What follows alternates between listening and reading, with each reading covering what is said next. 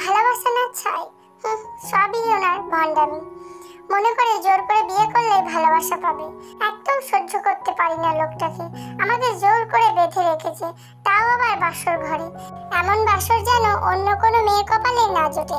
বিয়ের সময় পা হাত বেঁধে অনেক মেরেছে আমাকে, মারধর করে বিয়েটা করেই নিল।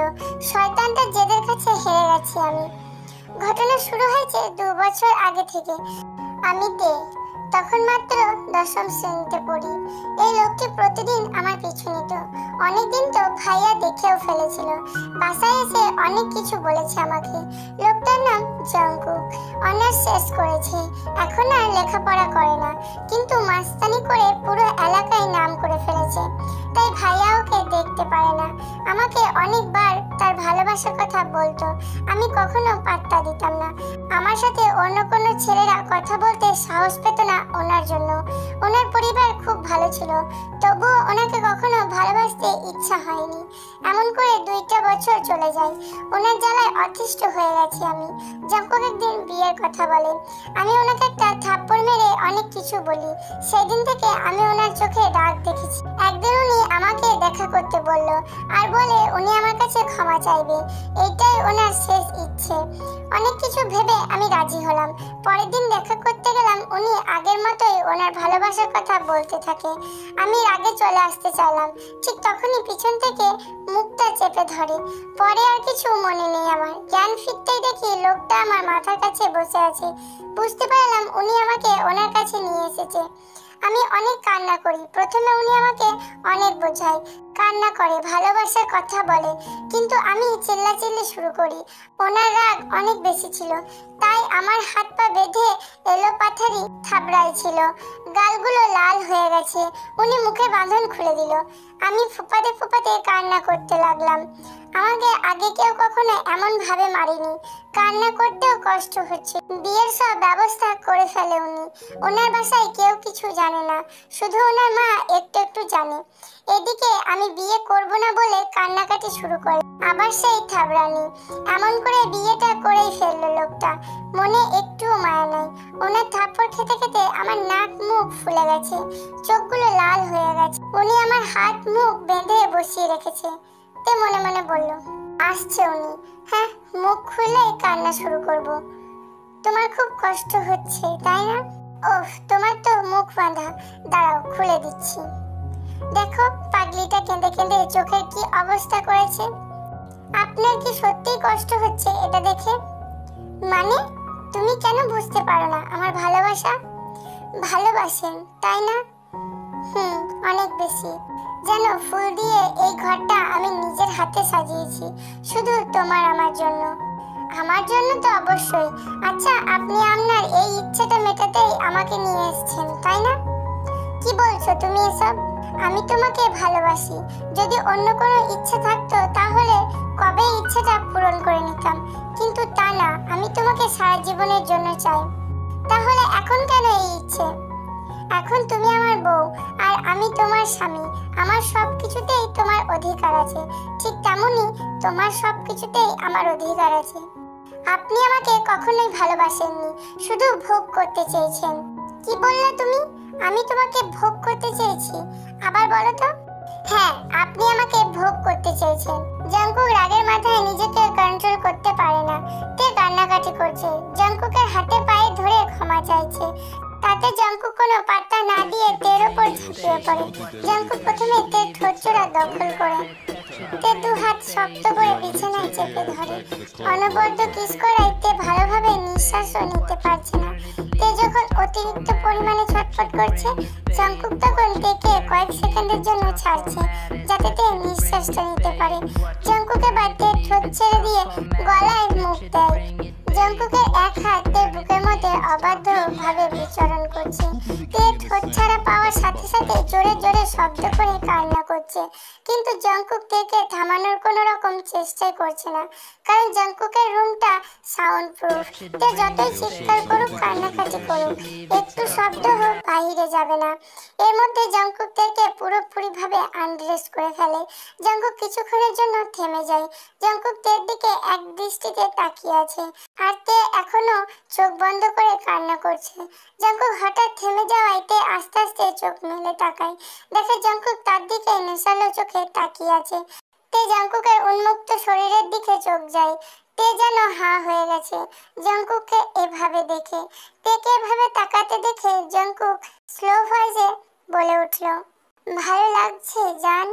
তে হঠাৎ করেই বলে ওঠে, দেখুন আমার কথাটা প্লিজ। আর কিছু বলতে পারে না তে। জঙ্কুক তের ফেসের দিকে তাকিয়ে হার্ড ভাবে প্রবেশ করে তের ভিতর। জঙ্কুক নিজেকে কোনোভাবে কন্ট্রোল করতে পারে না, সে পুরোপুরি তের নেশায় আসক্ত হয়ে পড়েছে। জঙ্কুকের ভিতরে অ্যানিমেলটা যেন এতক্ষণ ছটফট করছিল তেরই আসার জন্য। তে প্রথম খুব ব্যথা পেলেও পরে ব্যথাটা আস্তে আস্তে কমে এসেছে। জঙ্কুক সারা রাত তের সাথে থেমে থেমে ইন্টিমেট হয়েছে, ভালোবেসেছে আর প্রচুর পরিমাণে আদর করেছে। সকাল 8টা বাজে।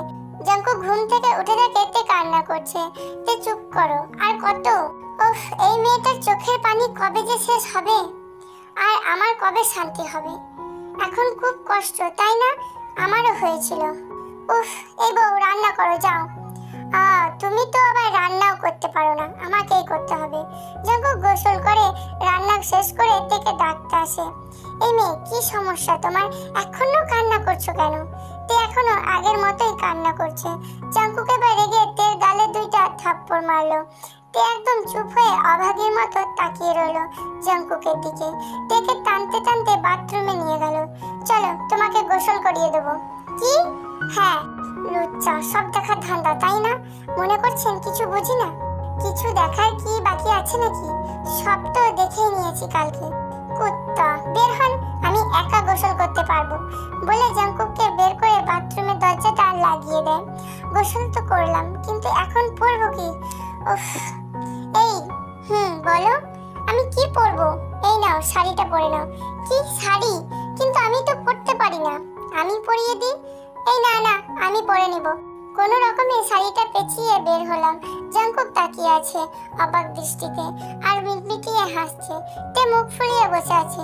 তে হঠাৎ আয়নায় চোখ পড়তেই মনে মনে বলল, নিজেকে তো বউ বউ লাগছে, কিন্তু উনি তো আস্তারটা খাটাস। ও খাটাস বললে ভুল হবে পশুটাকে। ও একজন না জানি কত মেয়ের সাথে এমন আচরণ করেছে, কত মেয়ের জীবন নষ্ট করেছে। উফ, ভাবতেই গা শিউরে ওঠে। কিছু বললেই যেভাবে থাপড়ান, মনে হয় আগে মানুষের বাড়িতে ঢোল বাজাতো। আজব মানুষ, ঢোল আর মানুষের মধ্যে তফাৎ বোঝে না। আর যাই হোক, এর সাথে আর একদিনও থাকা যাবে না, পালাতেই হবে যেভাবেই হোক। মানুষ চেষ্টা করলে সবই পারে, সফল হতে না পারলে সেটা অন্য ব্যাপার। একটা প্ল্যান করতে, নয়তো এই শয়তানটার মার খেতে খেতে জীবনটা শেষ করবি। শয়তানটা গেল কই দেখতে হবে। না, বাড়িতে তো নেই। আসলে প্ল্যান অনুযায়ী কাজ করতে হবে। শয়তানটা আসার অপেক্ষা করি। গালে হাত দিয়ে বসে আছে তে। বড়রা বলতো গালে হাত দিলে জামাই মারা যায়। আমিও তাই সেই চেষ্টায় আছি, যদি কাজে দেয়। প্রায় 40 থেকে 50 মিনিট পর আসলো জঙ্কুক। জঙ্কুককে দেখে তে মনে মনে বলল, যা করার এখনই করতে হবে। ও আম্মু গো। আরে সোনা, আম্মুর বাসায় এত তাড়াহুড়ো করলে কি চলে?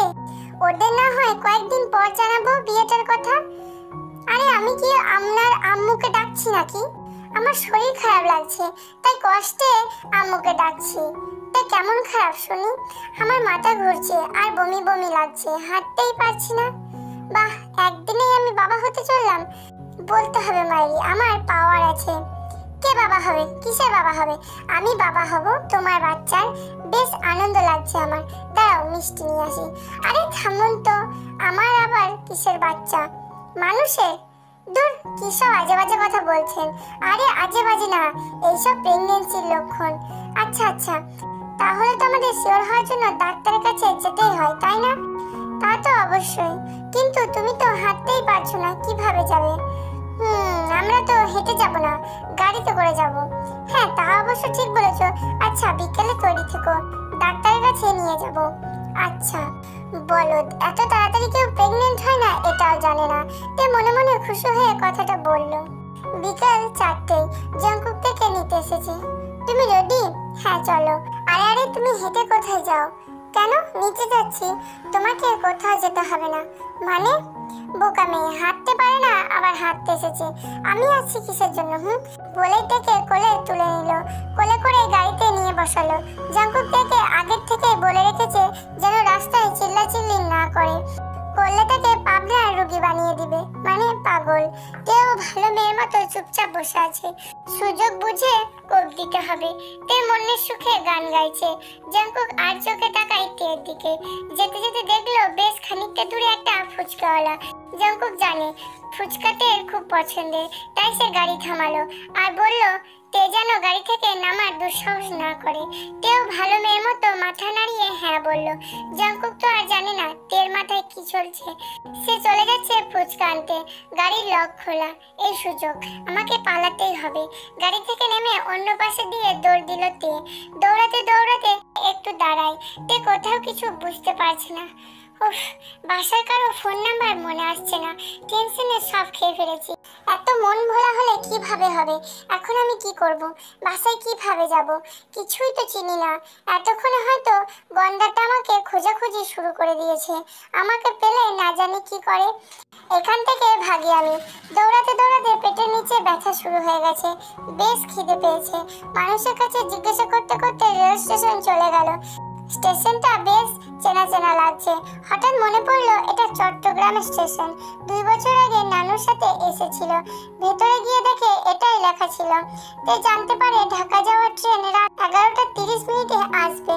তেকে ততক্ষণ অপেক্ষা করতে হবে। এখন 8টা বাজে। তের কাছে টিকিটের টাকাও নাই।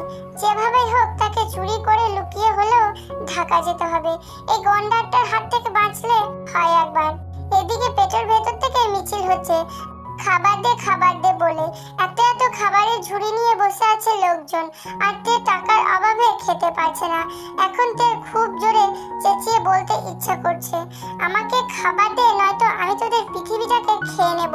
এইসব ভাবতে ভাবতে একটা কোণে পিঠ ঠেকিয়ে দাঁড়ালো। কেউ দেখে ফেলবে বলে মুখ নিচু করে বসে পড়ে। কত হাসি খুশি ছিলাম আমি।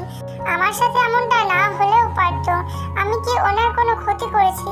আমি শুধু নিজের মতো বাঁচতে চেয়েছিলাম, আর কিছু নয়। আচ্ছা, সবাই কি আমাকে খুঁজছে?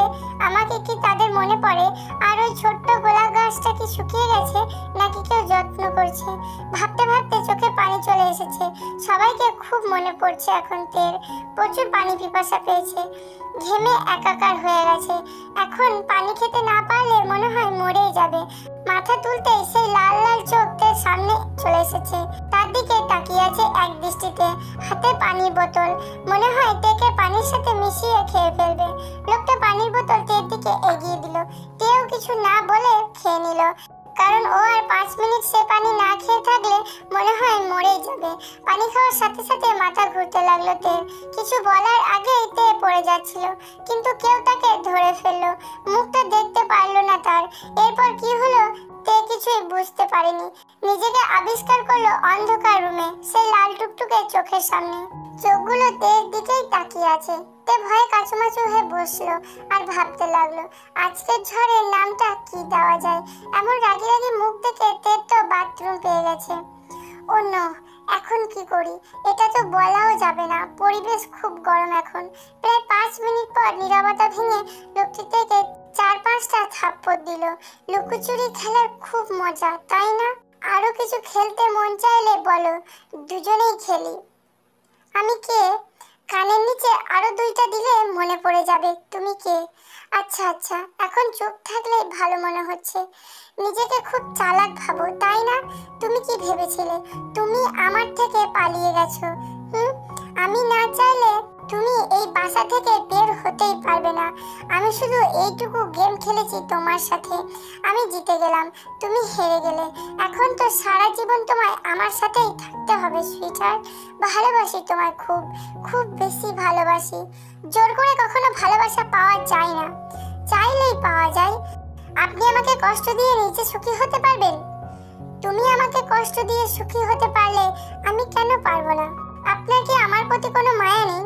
সবাই নিজের সুখ খুঁজতে চায়, তুমিও চাও, আমিও চাই। তাই আমি নিজেকে সুখী করার চেষ্টা করছি। আর মায়া তো অনেক অসহায় মানুষের প্রতি আমার আছে, কিন্তু তোমার জন্য যা আছে সেটা ভালোবাসা। আমি আমি যে আপনাকে ভালোবাসি না। আমি তো বাসি, খুব বেশি, খুব খুব। তাই সোনা, আমার থেকে দূরে যাবার কথা ভুলেও মাথায় এনো না। গলাটা ফুলে গেছে, আর কখনো এমন করো না লক্ষ্মীটি।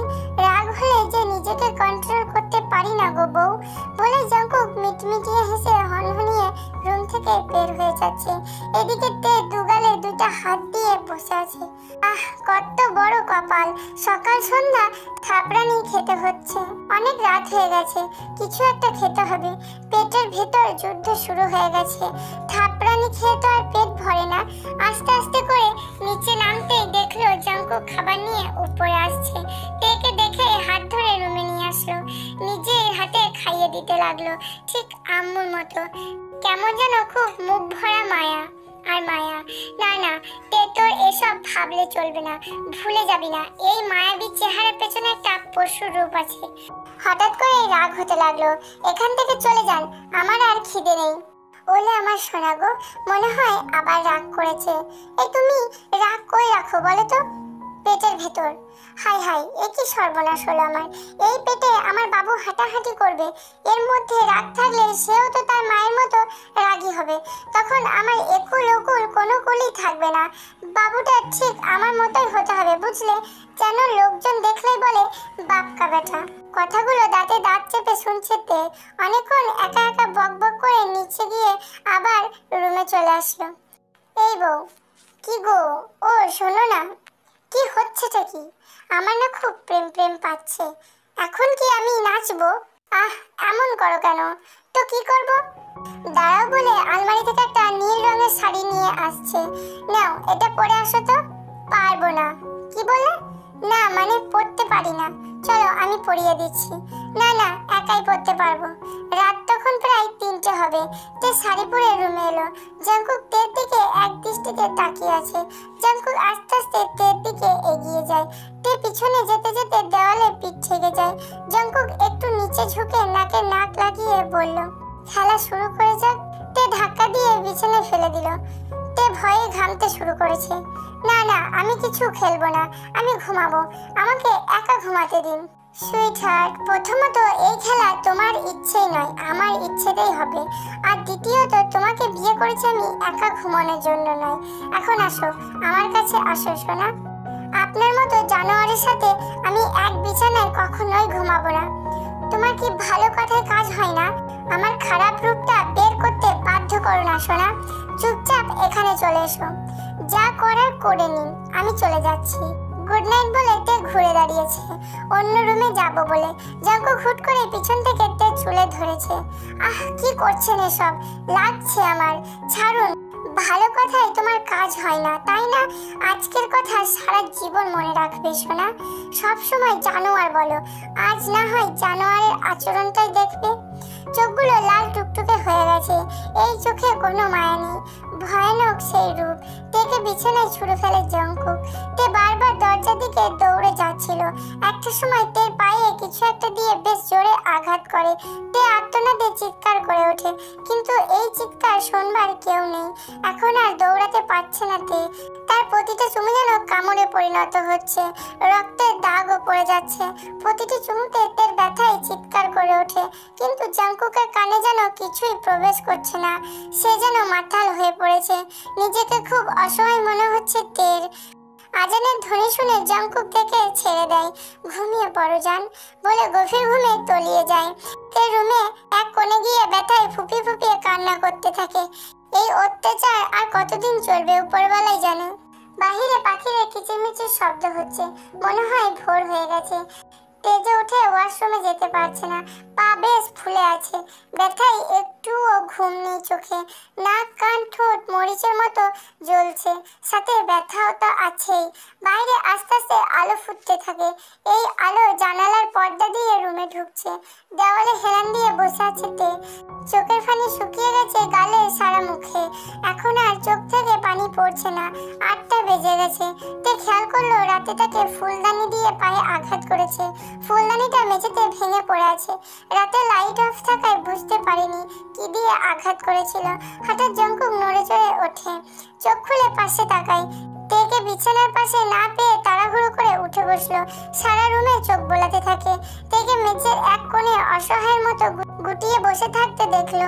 বিছানা থেকে নেমে তের কাছে যায়। তে চুপচাপ বসে আছে আগের মতোই। জঙ্কুকের সারা গায়ে নখের আঁচড় রক্তবর্ণ ধারণ করে আছে। অনেক জায়গায় কেটে গেছে, বুঝতে বাকি রইল না এগুলো তার নখের আঁচড়।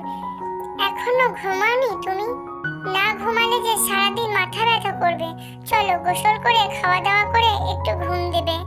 তে কিছু না বলে ফুপিয়ে ফুপিয়ে কান্না শুরু করে দিয়েছে। বাবুটার কোথায় কষ্ট হচ্ছে আমাকে কি বলা যাবে? বাবুটা কান্না করলে আমারও যে খুব কষ্ট হয়। জঙ্কুক খেয়াল করে তের পাটা ফুলে বালিশ হয়ে আছে, মুখও ফুলে গেছে, ঠোঁট তো চেনাই যাচ্ছে না। জঙ্কুক করুণ দৃষ্টিতে তাকিয়ে বলল, কালকের জন্য সরি সোনা। তুমি আমার কাছ থেকে পালানোর চেষ্টা করো না প্লিজ। আমি সহ্য করতে পারি না, পাগল হয়ে যায়, মাথা ঠিক থাকে না। তখন কি করি না করি তার কোনো ঠিক নেই। অনেক ভালোবাসি। এইটা ভালোবাসা হলে ধর্ষককে মানুষ কি বলবে? তোমার আমার সম্পর্ক স্বামী স্ত্রীর। তোমার সাথে আমার কিছু হলে সেটা পবিত্র, এটা ধর্ষণ নয়। আমি শুধু তোমাকে সারা জীবন কাছে রাখবো বলে এসব করছি। ভুল বুঝো না আমায়। তুমি প্রেগনেন্ট হয়ে যাও, এরপর থেকে আমি আর তোমার সাথে এমন আচরণ করব না।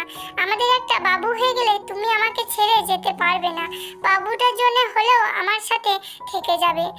তোমার বাড়ির লোকজনও তোমাকে জোর করে নিতে পারবে না। আমি যে তোমায় কখনোই হারাতে চাই না। তোমাকে সারা জীবন কাছে রাখতে এই কষ্টগুলো দিচ্ছি সোনা। এক নিঃশ্বাসে যেন কথাগুলো বলে ফেলল জঙ্কুক। তে তাকিয়ে আছে তার শরীরের ক্ষতর দিকে। 2-3 মিনিটের পর নীরবতা ভেঙে জঙ্কুক তেকে কোলে তুলে নিয়ে গেল গোসল করতে। তে একবার আয়নায় তাকালো, মুখ ফুলে যাওয়ায় চেনাই যাচ্ছে না, কিন্তু জঙ্কুকের কোনো নজরই নেই নিজের দিকে, যেন এইরকম রক্তাক্ত হবারই ছিল। জঙ্কুক খুব যত্ন করে তেকে গোসল করে দিয়ে কোলে করে রুমে দিয়ে নিজেও গোসল করে নিল। তার চোখে এখন আর কোনো রাগ নেই, সেই মায়া, যে মায়াবী চোখে তাকিয়ে হারিয়ে যেতে চাইবে সব মেয়েই। তে রুমে বসে বসে চুল শুকাচ্ছে। হঠাৎ জঙ্কুক একটা টাওয়াল পরে অন্য হাতে আরেকটি টাওয়াল দিয়ে চুল মুছতে মুছতে ওয়াশরুম থেকে বের হলো। এই প্রথম জঙ্কুকের দিকে তাকিয়ে ভালো করে দেখলো তে। দেখতে তো বেশ আগে থেকেই হিরো। ভেজা চুলে নাকি মেয়েদের দারুণ লাগে। এখন তো দেখছি ছেলেদেরকেও কম কিউট লাগে না। ভাবতে ভাবতেই চোখ পড়লো জঙ্কুকের বুকের দিকে। ইচ্ছা করছে গিয়ে একটা চিমটি কেটে দিই। তে বারবার আর চোখে তাকাইছে জঙ্কুকের দিকে। জঙ্কুক এখনো ব্যাপারটা খেয়াল করেনি। তে তুই দেখি লুচু মেয়ে হয়ে গেছিস, ছি ছি কি লজ্জা। তে মনে মনে হাসতে থাকলো। রাতের কথা তের কিছুই মাথায় নেই। কিছুক্ষণ পর তের সামনে কোমরে হাত দিয়ে দাঁড়ালো জঙ্কুক। তে তো ভয়ে শেষ, না জানি আবার কি করলাম। এই যে পিচ্চি, এত বেলা হলো এখনো কি খিদে পাইনি তোমার? খিদে তো সেই কখন পেয়েছে, ফ্রিজে তো খাবার রাখা ছিল। আমার পা, ও সরি, দাঁড়াও আমি খাবার নিয়ে আসছি। না আমি নিচে যাব। তোমার পা? পায়ে হেঁটে যাব কেন, কোলে করে নিয়ে যান। বাহ, আমার বউ তো আমার থেকেও বেশি রোমান্টিক। কথাটা বলতেই তে একটা ভেঙচি কেটে দিল। জঙ্কুক তেকে কোলে নিয়ে যাচ্ছে। তেকে নিয়ে টেবিলের সামনে বসলো। অনেক খাবার সাজানো আছে টেবিলে। জঙ্কুক নিজের হাতে তের জন্য রান্না করেছেন। না, লোকটা অতটাও খারাপ না, শুধু রাগ হলেই গন্ডার হয়ে যায়। এটা ছাড়া সবকিছুই ঠিক আছে। জঙ্কুক নিজের হাতে খাইয়ে দিচ্ছে তেকে। জঙ্কুক তার ছোটবেলার কিছু গল্প বলছে আর তেও মন দিয়ে শুনছে। জঙ্কুকের ছোটবেলার দুষ্টু মিষ্টি কাণ্ড শুনে দুজনেই হাসতে হাসতে লুটোপুটি খাচ্ছে। জঙ্কুককে এখন পুরোপুরি বাচ্চা বাচ্চা লাগছে তের কাছে, যেন খুব নিষ্পাপ নতুন নতুন ভালো লাগা তৈরি হয়েছে। কথা বলতে বলতে দুজনেই খাওয়া দাওয়া শেষ করলো। বাসায় কয়েকজন কাজ জন্য বয়স্ক মহিলা আছে, ওরা গ্রামের, খুব মিশুকে। ওদের সাথে গল্প করতে খুব ভালো লাগলো তের। জঙ্কুকের একটা কাজ পড়ে যায়, সে যাবার আগে সবাইকে বলে যায় তের খেয়াল রাখতে। তে সারাদিন বাড়িটাকে ভালো করে ঘুরে দেখলো। বেশ বড়সড় একটা বাড়ি। এটা নাকি তের শ্বশুর জঙ্কুকের জন্য বানিয়ে দিয়েছে। জঙ্কুক আর আগের মতো নেই, আগে বখাটে ছিল। দেখলে মনে হতো এর কি বাড়ি ঘর নেই, এভাবে রাস্তায় রাস্তায় ঘুরে বেড়ায়। এখন চাকরি করে, নিজেকে গুছিয়ে নিয়েছে। বেশ তো। সন্ধ্যা 7টার দিকে জঙ্কুক বাড়ি ফিরলো। তে বসে বসে পা নাচিয়ে ওই আন্টিদের সাথে টিভি দেখছিল। তেকে দেখে মনে হচ্ছে না কেউ তাকে এখানে আটকে রেখেছে। জাংকুকের হাতে বড় বড় দুইটা টেডি, সাথে অনেকগুলো চকলেট আর আইসক্রিম। এইগুলো দেখে তের মুখে হাসি ফুটে ওঠে, কিন্তু কাউকে বুঝতে দেয়নি। তে একটা আইসক্রিম আর কতগুলো চকলেট কাছে রেখে বাকিগুলো ফ্রিজে রেখে দিল। একসাথে ডিনার করে জাংকুকের আগে তে চুপচাপ রুমে শুতে গেল। তে চোখ বন্ধ করে আছে, যেন জাংকুক বুঝতে পারে তে ঘুমিয়ে গেছে। কিছুক্ষণ পর জাংকুক এসে তের পাশে তার মাথায় হাত বুলিয়ে দিয়ে কপালে একটা চুমু দিয়ে একবার বলল, খুব ভালোবাসি বউটাকে, কিন্তু বউটা কেন যে বুঝে না। এমন বাচ্চা বাচ্চা বউ নিয়ে পড়েছি বিপদে। তারপর এক পাশে ঘুমিয়ে পড়েছে। তে মিটমিট করে হাসছে। অনেক কিছু ভাবতে ভাবতে কখন যে ঘুমিয়ে পড়েছে নিজেও জানে না। সূর্যের আলো চোখে পড়তেই ঘুম ভাঙলো তের। পাশে তাকিয়ে দেখে জাংকুক নেই। সকালটা বেশ মিষ্টি মিষ্টি লাগছে, হালকা শীত পড়েছে, তাই অনেক বেলা হলেও কুয়াশার চাদরে ঢেকে থাকে সব। এমন সময় গরম গরম কফি হলে বেশ হতো। কথাটা ভাবতেই জাংকুক কফি নিয়ে হাজির। Good morning sweetheart. আমি ঘুমানোর সময় আমার বালিশের পাশে একটা চকলেট রেখেছিলাম। সকালে উঠে দেখি নাই। কোথায় গেল? কোথায় গেল? আজকাল দেখছি চকলেটও চুরি হচ্ছে। তো তো তোমার চকলেট কে চুরি করবে?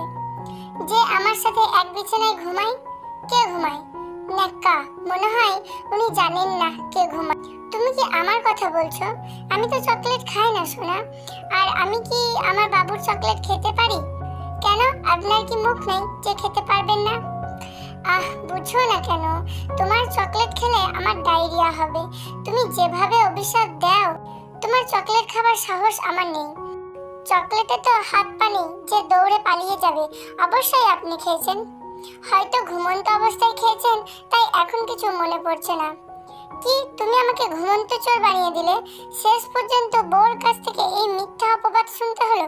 আমি আর বাঁচতেই চাই না, নিয়ে যাও আমাকে। হয়েছে, এত ঢং করতে হবে না। কি করব তাহলে? আজকে আমার জন্য আরো বেশি করে চকলেট নিয়ে আসতে হবে। এইবার চকলেট চুরি হলে আমার দোষ নেই কিন্তু। হ্যাঁ, আমি তো বোকা না। এইবার সব চকলেট গোপন জায়গায় লুকিয়ে রাখবো। পিচ্ছি হলে কি হবে, মাথায় বেশ বুদ্ধি। কিছু বললে মনে হয়। না না, কফি ঠান্ডা হয়ে গেছে, যান গরম করে নিয়ে আস। এত শখ করে বিয়ে করলাম, কই বউ আমার একটু আদর যত্ন করবে তা না, আমি নিজেই বউর সেবা করে যাচ্ছি। আবারও কিছু বললেন মনে হলো। না না, তুমি ফ্রেশ হয়ে আসো, আমি গরম কফি নিয়ে আসছি। ওয়াশরুমে গিয়ে হাসিতে লুটোপুটি খাচ্ছে তে। মিথ্যা অপবাদ দিয়ে বেশ বোকা বানিয়ে দিল জাংকুককে। আসলে চকলেট তে নিজেই খেয়ে ঘুমিয়েছে। আর দোষ পড়ল নিষ্পাপ রাগী বরের ওপর। বেটাকে এইভাবে জব্দ করতে হবে। তের একটু একটু ভালো লাগা তৈরি হচ্ছিল জাংকুকের প্রতি। ফ্রেশ হয়ে নিচে নামলো তে। নিচে গিয়ে দেখে জাংকুকের ছোট বোন জিমিন এসেছে। জিমিন খুব মিশুক একটা মেয়ে। তে আর জিমিন একসাথে লেখাপড়া করছে। ওকে দেখতেই তে গল্প জুড়ে দিল। একসাথে লাঞ্চ করে তিনজনে। জাংকুক বিকালে অফিসে যাওয়ার জন্য তৈরি হচ্ছে। এমন সময় জিমিন জাংকুকের কাছে বায়না ধরেছে শপিং এ যাবে। ভাইয়া, আমি শপিং করতে যাব। কাল নিয়ে যাব। না, আজই যাব। কিন্তু আমার তো অফিসে একটা জরুরি কাজ আছে জিমিন, কালকেই যাই প্লিজ। আমি আমার ভাবির সাথে যাব। জাংকুক কিছু বলতে পারলো না, জানে জিমিন কষ্ট পাবে। জাংকুক জিমিনকে খুব ভালোবাসে। ঠিক আছে, তেকে নিয়ে যা। জিমিন খুশি হয়ে চলে গেল। জাংকুক তের কাছে গিয়ে আস্তে আস্তে বলল, আর তুমি একদম ভুলেও পালানোর চেষ্টা করো না। তোমার দিকে সবসময় আমার লোকেরা নজর রাখবে, ওকে শোনা? তেও মাথা নাড়িয়ে ঠিক আছে বলে জবাব দিল। বিকালবেলায় তেরা বেরিয়ে পড়লো শপিং এর উদ্দেশ্যে। তে আর জিমিন মন ভরে শপিং করছে। তে নিজের জন্য কয়েকটা শাড়ি আর 3 পিস, আর জাংকুকের জন্য শীতের একটা চাদর কিনে নেয়। শপিং মল থেকে বের হয়ে গাড়িতে উঠতে যাবে, এমন সময় ইউনোর সাথে দেখা। ইউনো তের সাথে এক স্কুলে পড়তো, কলেজ উঠে আলাদা হয়ে যায়। অনেকদিন পর দেখা, দেখতে পেয়ে জড়িয়ে ধরলো। এটা শুধুমাত্র একজন বন্ধুর মতো, যার মধ্যে কোনো কিছু ভাবতে পারেনি তে। ওর সাথে প্রায় 1 ঘন্টা কফি শপে আড্ডা দিল, সাথেও জিমিনও ছিল। সেই ছোট্টবেলার পুরনো দুষ্টুমির কথা বলছিল তিনজনে। তেরা 6টার দিকে বাসায় পৌঁছায়। বাসায় গিয়ে সবাইকে তাদের শপিং দেখালো। ঠিক 7টার সময় জাংকুক বাসায় পৌঁছালো। তে আর জিমিন টিভি দেখছে।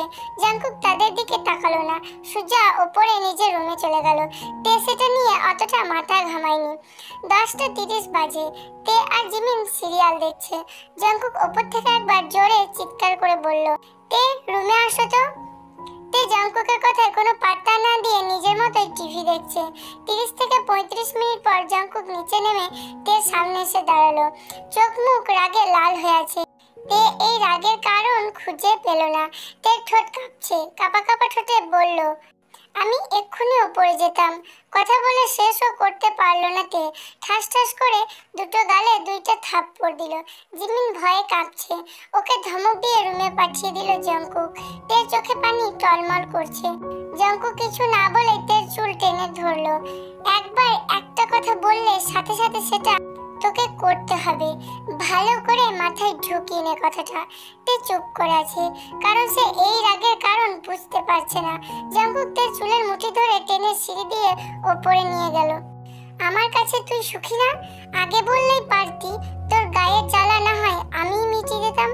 আমি তো কাপুরুষ না, তুই ভালো করে জানিস। তের মাথায় কিছুই ঢুকছিল না। সে অবাক হয়ে তাকিয়ে আছে। তোর শপিং তো 5টার সময় শেষ হয়ে গেছে, তাহলে বাড়িতে 6টায় ফিরলি কেন? তে কোনো উত্তর দেয় না। আজকাল ছেলেদের সাথে জড়াজড়ি করতেও মন চাই তোর।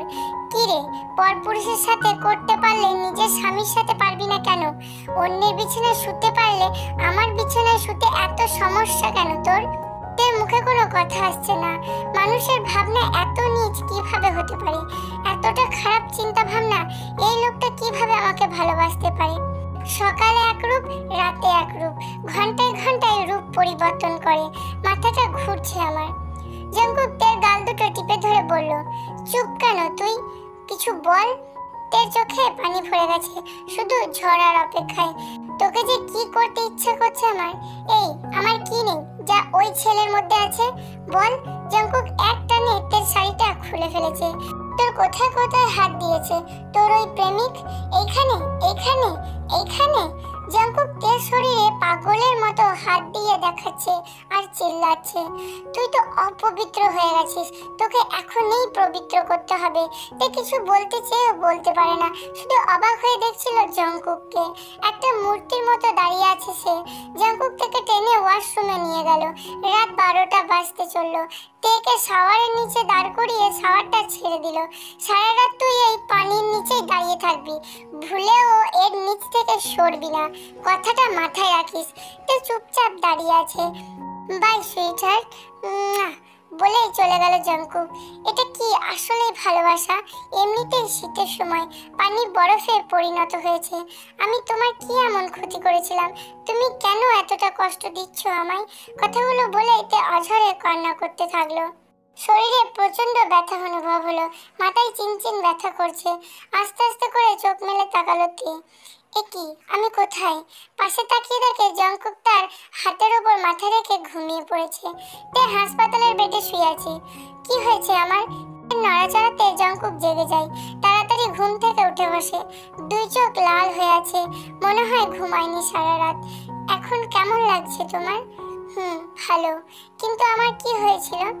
সকালে উঠে দেখি তুমি জ্ঞান হারিয়ে ফ্লোরে পড়ে আছো। রাতের জন্য আমি অনেক অনেক সরি। আর কখনো এমন হবে না সোনা। আমার ভুল হয়ে গেছে। আমি তো বাজে মেয়ে, তাই এমন ব্যবহার পেতে হয়।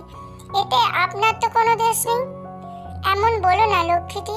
তুমি খুব ভালো, খুব মিষ্টি, আমার আদরের বউ। হ্যাঁ, খুব আদরের, খুব ভালো, জানি আমি। আচ্ছা, তোমার জন্য একটা সারপ্রাইজ আছে। কি সারপ্রাইজ? বাসায় ফিরলেই দেখতে পাবে। আমি এখনই যাব বাসায়।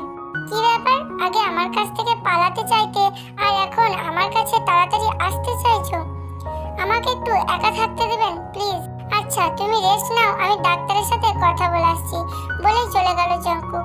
তে মনে মনে কিছু একটা ভাবছে। এমন সময় জিমিন এলো। তোমার ভাগ্য তো খুব ভালো ভাবি। আমার ভাইয়া যে বউ পাগলা হয়ে গেছে। মানে? তোমার তো 2 দিন জ্ঞান ছিল না। এই 2 দিন ধরে ভাইয়া কিছুই খায় নাই, একটুও ঘুমায়নি, শুধু তোমার পাশে বসেছিল। কখন তোমার জ্ঞান ফিরবে এই আশায়। ভাইয়া তোমার প্রেমে পাগল হয়ে গেছে বলে মিটমিটিয়ে হাসছে জিমিন।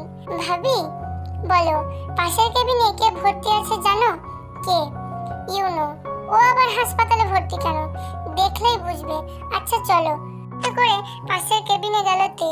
একি ইউনোর এই অবস্থা কিভাবে হলো? একটা পা উপরে ঝুলানো, সারা গায়ে ব্যান্ডেজ। তে এগিয়ে পাশে বসতেই ইউনো চোখ খুললো। তেকে দেখে ভয়ে কাঁপতে লাগলো।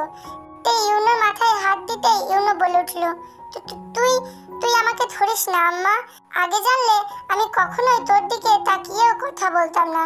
তুই আমার আম্মা, আব্বা, দাদি, নানি সব মাফ কইরা দেখালাম মা। কি রে, মাথায় প্রবলেম হয়েছে নাকি তোর? কি বলছিস এসব আবল তাবল? আমার থেকে দূরে থাক বহিন, না হলে তোর জামাই আমারে জীবিত কব্বর দিবে। কথাটা শুনতেই মাথায় হাত চলে গেল তের। এই লোকটাকে যে কি করতে ইচ্ছা করে, কোনো কিছুর হুঁশ জ্ঞান নেই। রাগ হলেই কি না কি করে নিজেই জানে না। তে অনেকক্ষণ ধরে বসে আছে বেডে। একটু পর জংকুক আসলো। চলো সুইটহার্ট, তোমার যাবার সময় হয়ে গেছে। চলেন। আরে আরে, হেঁটে যাবে নাকি? হ্যাঁ, নয়তো কি হাসপাতালের ভিতরে গাড়ি এনে গাড়িতে করে নিয়ে যাবেন নাকি? আমি আছি কি করতে তাহলে, বলে কোলে তুলে নিল, নিয়ে গাড়িতে বসালো। তে তো ইউনোর অবস্থা দেখে মাথায় আগুন জ্বলছে। তে বড় বড় করে তাকিয়ে আছে জংকুকের দিকে। এমন ভাবে তাকিয়ে আছো যেন আমাকে পানি ছাড়াই গিলে খাবে। হ্যাঁ খাবো, বুঝতে পারছি তোমার খুব খিদে পেয়েছে। আমাকে খেও না প্লিজ, আমি তোমাকে ভালো ভালো খাবার রান্না করে খাওয়াবো সোনা। আজে বাজে কথা বলবেন না। আগে বলুন ইউনোর এই অবস্থা কে করেছে? তোমার স্বামী। আচ্ছা, আপনি এটা কেন করলেন? তুমি মেনে নিয়েছো আমি তোমার স্বামী? না, মানি না, আর কখনো মানবো না। আগে বলুন আমার স্বামী এটা কেন করলো? তোমার স্বামীটা মানতে পারেনি। কোনটা? ওই যে তার মিষ্টি বউটাকে কেউ জড়িয়ে ধরবে ওটা।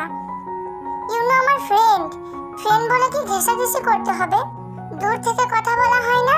ওর ভাগ্য ভালো, হালকা মেরে আবার হাসপাতালে ভর্তি করে দিয়ে এসেছি। দ্বিতীয়বার কেউ এমন করলে মেরেই ফেলবো। আমার বউকে স্পর্শ করা, ভালো করে মজা বুঝিয়ে দেব।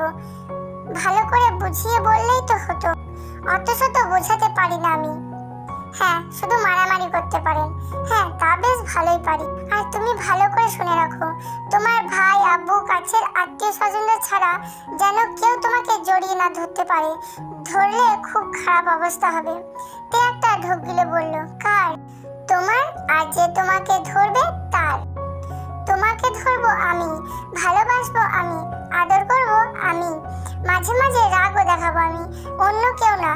যা হবে সব আমার ইচ্ছেতে, তোমার ইচ্ছেতে কিছুই হবে না। তাই? হ্যাঁ, তুমি এখন আমার কাছে আছো কারণ এটা আমার ইচ্ছে। যদি আমাকে চুরি করে নেয় কেউ? পারবে না, তোমাকে কেউ নিতে পারবে না আমার থেকে। তুমি যে আমার নিঃশ্বাস, তোমায় ছাড়া বাঁচি কি করে বলো? খুব ভালোবাসে। ভালোবাসে নাকি জানি না, কিন্তু তোমাকে আমার প্রয়োজন, খুব প্রয়োজন, ঠিক অক্সিজেনের মতো। তুমি ছাড়া আমি অচল। তুমি নেই, আমিও নেই। তুমি আছো তো আমিও আছি। তে নীরব হয়ে দেখছে। এই চোখে শুধু তের জন্য ভালোবাসা নয়, তেকে হারানোর ভয়ও আছে। তেকে অন্য কারোর সাথে দেখলে তার খুব রাগ হয়। এটাই তো ভালোবাসা। তেকে অন্য কারো হতে দিতে চায় না সে। জংকুকের কথা শুনতে শুনতে বাড়ির সামনে পৌঁছে গেল তারা।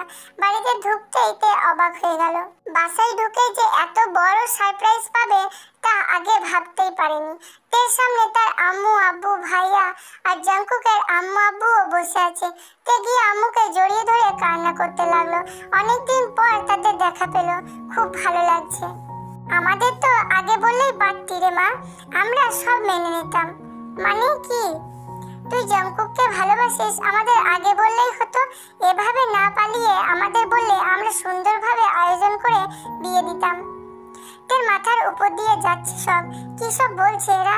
তে কিছু বলতে যাবে এমন সময় জংকুক তেকে টেনে উপরে নিয়ে চলে আসলো। কি ব্যাপার, আমাকে জোর করে নিয়ে আসলেন কেন? ওদের কথা ভালো করে বুঝতেও পারলাম না। যাই, আমি শুনে আসি কি হয়েছে। ছাড়ুন আমাকে। কোথাও যেতে হবে না। আপনি তাদের কি বলেছেন বলুন তো? বলবো না। বলুন না প্লিজ। আচ্ছা, বললে কি দেবে? আমার কাছে তো কিছুই নেই, কি বা দেব? কিছু তো দিতে হবে, না হলে তো বলবো না। আচ্ছা দিব। কি দেবে শুনি? আগে বলুন তো, পরে দিয়ে দেব। আগে বলো কি দেবে, তারপর বলবো। দিলেই তো হলো, দেখবেন।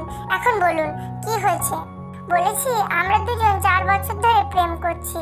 বাসার কেউ হয়তো মেনে নেবে না, সেই ভয়ে ওদের না বলে পালিয়ে গেছি। কি?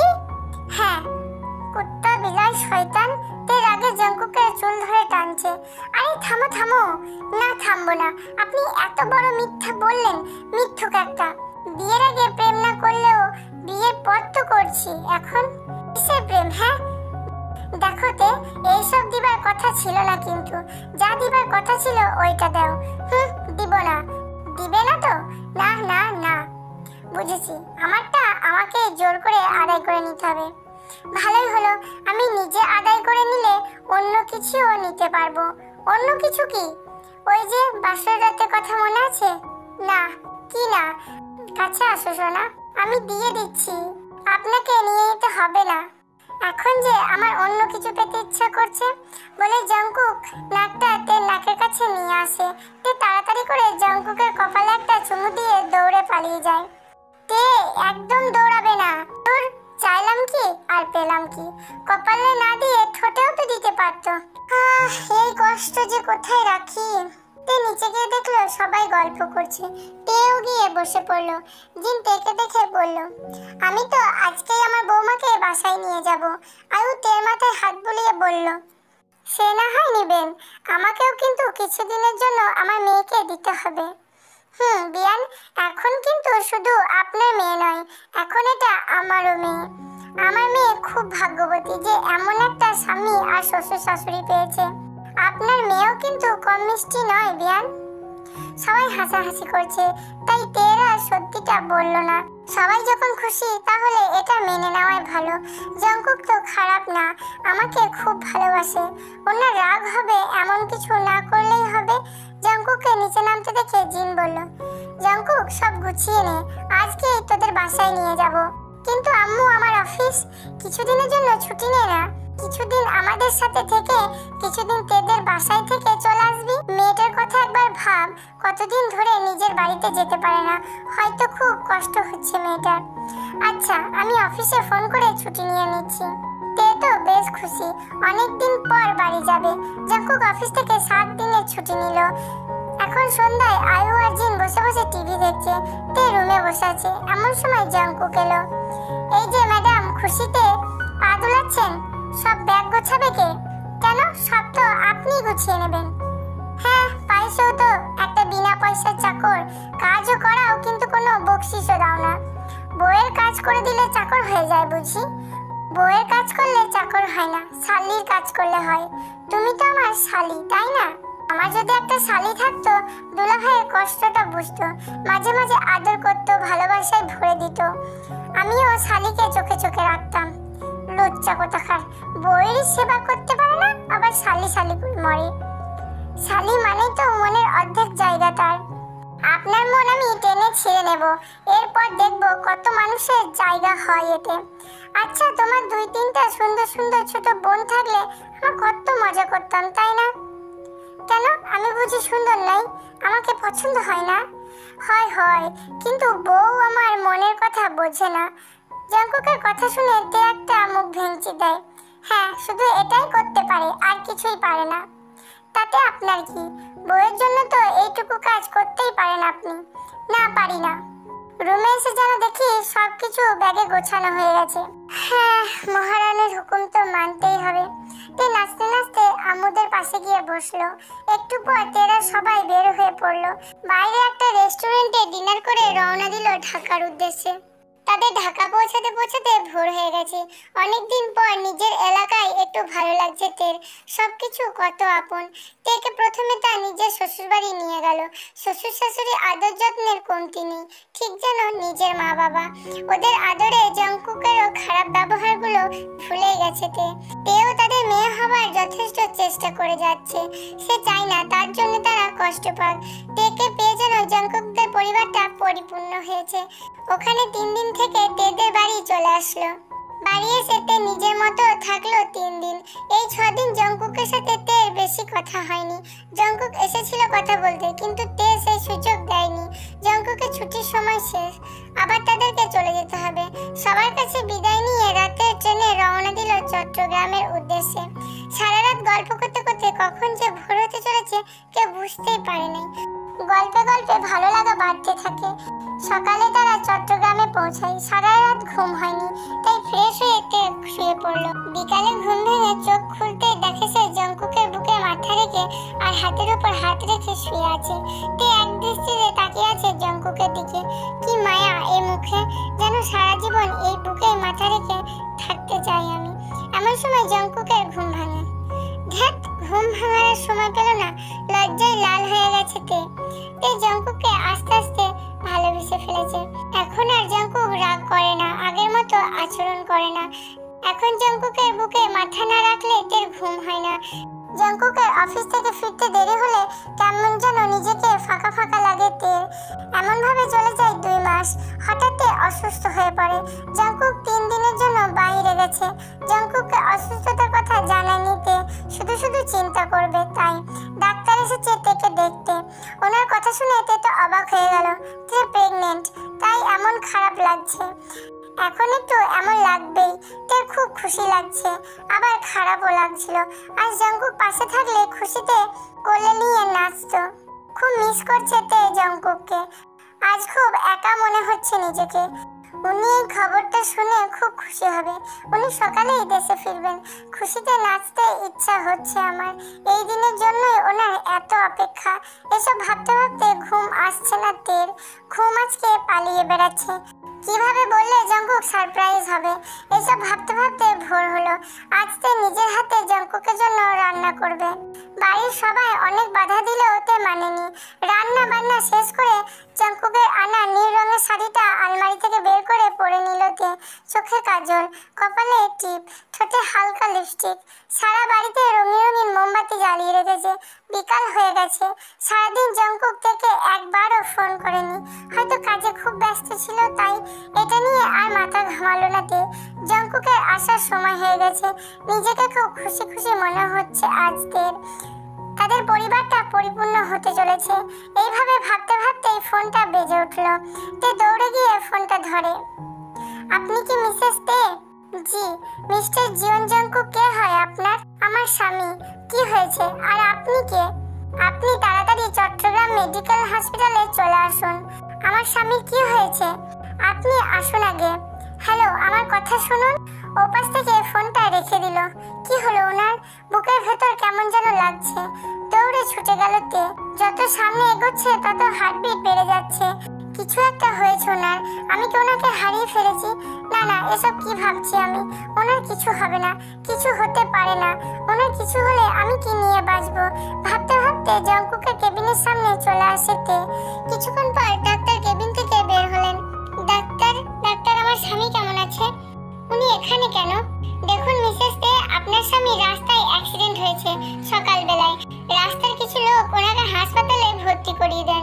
ওনার মোবাইল থেকে আপনার নাম্বার পেয়ে আপনাকে ফোন করেছি। এখন কেমন আছে? বাসায় নিয়ে যেতে পারবো ওনাকে? নো, ওনার এখনো জ্ঞান ফেরেনি। মাথায় আঘাত পেয়েছে। কিছু সময় পার না হলে আমরা কিছুই বলতে পারছি না। আমি একবার আমার স্বামীর কাছে যেতে পারি প্লিজ? হ্যাঁ, কিন্তু কান্নাকাটি করবেন না, এতে পেশেন্টের সমস্যা হবে। ঠিক আছে বলেই চলে গেল জঙ্কুকের কাছে। মুখে মাস্ক পরানো, অসহায়ের মতো পড়ে আছে। কিছুক্ষণে যেন শুকিয়ে গেছে লোকটা। তার ভেতরটা মোচড় দিয়ে উঠলো। চোখ বেয়ে পানি গড়িয়ে পড়ছে। আজ বুঝতে পারছি ভালোবাসা কেমন হয়। ওনার থেকে বেশি কষ্ট যেন আমার হচ্ছে। নিঃশ্বাস নিতে কষ্ট হচ্ছে আমার। পাশে বসে আস্তে করে হাতটা ধরলো তে। আমার একা থাকতে খুব কষ্ট হয়। আপনি বাসায় চলুন না। একা ঘুমাতে ভয় করে আমার। খুব অভিমান করে আছেন আমার সাথে, তাই না? আমি আর কখনো আপনার কথার বাইরে যাব না। আপনার রাগ তুলব না। আমি যে আপনাকে খুব ভালোবেসে ফেলেছি। তে হাত ধরে কান্না করছে। তে জঙ্কুকের হাত তার পেটে দেয়। দেখুন, এটা আপনার গিফট। আপনার সন্তান। পছন্দ হয়নি গিফট? দয়া করে একবার তো কথা বলুন। তে জঙ্কুকের বুকের উপর শুয়ে কান্নায় ভেঙে পড়ে। কিছুক্ষণ পর জঙ্কুকের হাতটা নড়ে ওঠে। তে তাড়াতাড়ি করে ডাক্তারকে ডেকে আনে। ডাক্তার ভালো করে দেখলেন। এ তো পুরোপুরি মিরাক্কেল হয়ে গেছে। উনি এখন সম্পূর্ণ বিপদমুক্ত। কিছুদিন রেস্ট নিলেই সব ঠিক হয়ে যাবে। 2-3 দিন পর ওনাকে বাসায় নিয়ে যেতে পারবেন। তে বসে জঙ্কুকের এক হাত ধরে কান্না শুরু করে দিল। এই কান্নাতে সুখ মেশানো আছে। 9 মাস পর খুব কষ্ট হচ্ছে। জঙ্কুক তার হাত ধরে পাশে বসে আছে। তার প্রতিটা কষ্ট জঙ্কুক অনুভব করছে। চোখ দুটো লাল হয়ে আছে। কিছুক্ষণের মধ্যেই তেকে নিয়ে যাবে অপারেশন রুমে। তে ভালো করে দেখছে জঙ্কুককে। যদি কখনো না ফিরে আসে, তবে এটাই যে আমার শেষ দেখা। শুনুন, বলো ভালোবাসি আপনাকে। আমি আমিও খুব ভালোবাসি তোমাকে। তোমার কিচ্ছু হবে না, দেখে নিও। তোমাকে বাঁচতে হবে আমার জন্য।